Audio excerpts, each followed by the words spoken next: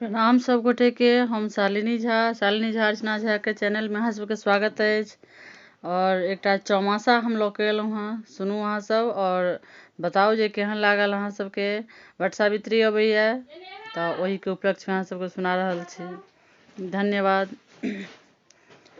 प्रथम मास आषाढ़ सुंदर गेला मोहि तेजयो कौन विधि हम मास खेपब हरत दुख अब कौन यो हरत दुख अब कौन यो। सावन चकमक बिजुरी छिटक हृदय हरै मोर यो। सावन चकमक बिजुरी छिटक हृदय हरै मोर यो। आजु नहीं नंद लाल होता अब जीवन कौन काज यो। अब जीवन कौन काज यो। भादवन सनि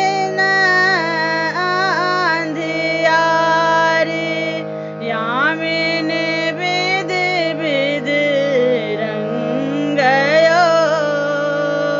भादवन सदिन आंधियारी यामिनी विधि विधि रंग यो। श्याम सुंदर खूबु जीव सभेल रहल मोहि अब तेजयो रहल अब मोहि तेजियो।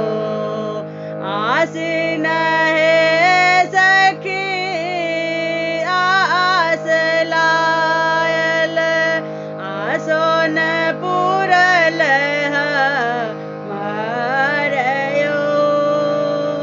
आसीन हे सखी आस लायल आसोन पूरल हमारयो।